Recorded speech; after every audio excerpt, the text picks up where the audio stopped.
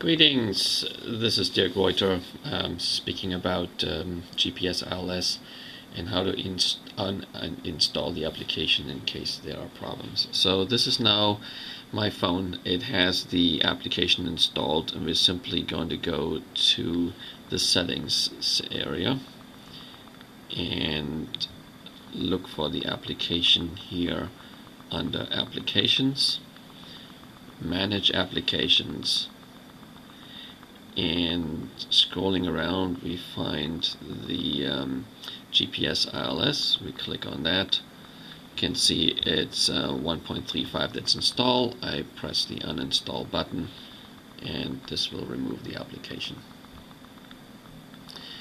Now, to be extra safe, we will now furthermore go in here and clean out the data directory just for a complete reset on this, which is an old HTC Desire. I'm going to pull up Astro File Manager. In here is something called a directory called GPS ILS, and we'll just simply press the button here and delete the entire directory with all its log files and state files and everything else. So now we're completely cleaned out. We have done two things. We have removed the application as well as deleted the entire GPS ILS directory. So now we're just going to do our usual install and go to the market, search for GPS ILS, click the button, application comes up, install, permissions OK, and now it's downloading the application. It's installed the application, and here we are. Now this is the interesting part. So you see the applications come up. It's asking you to enter email. It's also detected in the short notification that it can't find the state file. So I'm simply going in here and type in this case my own email.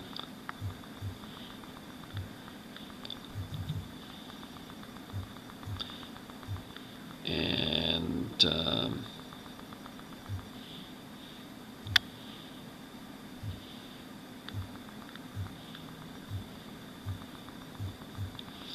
the reason why this is important and helpful is, of course, that this tags the log files, and so any communication we may have about the content as well as the analysis of the actual flight path is tagged by the email address and enables me to find your specific piece of data. So now we just finished here,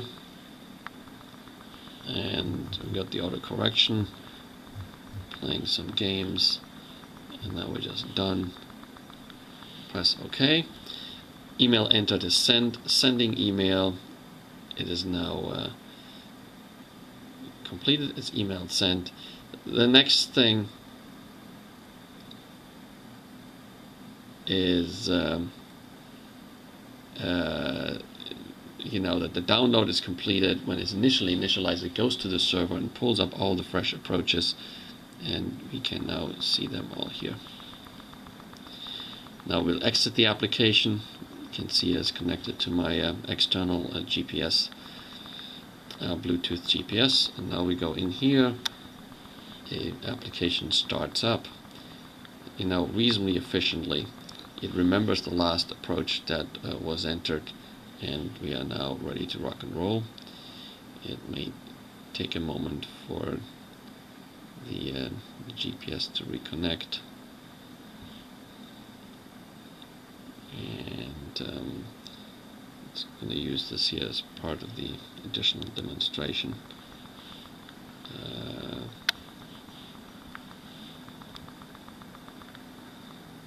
I'm actually going to need to reinitialize the application that I'm using to connect to the Bluetooth GPS.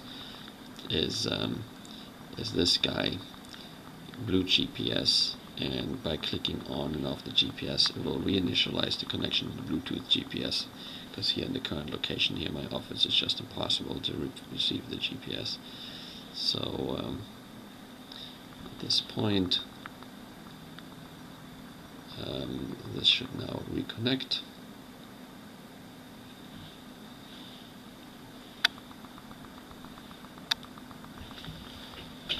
And let me just check whether the GPS is actually on. That is correct. Let's cycle this one more time.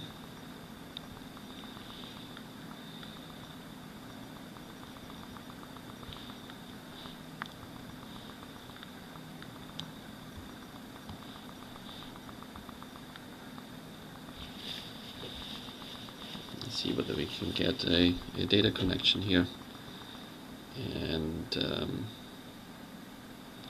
take my favorite test approach, which is Echo Golf Kilo Bravo or Biggin Hill, which is just south of London, and the Echo Golf Kilo Bravo 14 approach. In fact, it doesn't exist. It just goes straight to my house. And as you can see, now this comes up. It shows that we're pretty much sitting there on the localizer. The localizer is centered, and the approach is at 140. Thank you very much. Good luck. Send me an email if you have problems.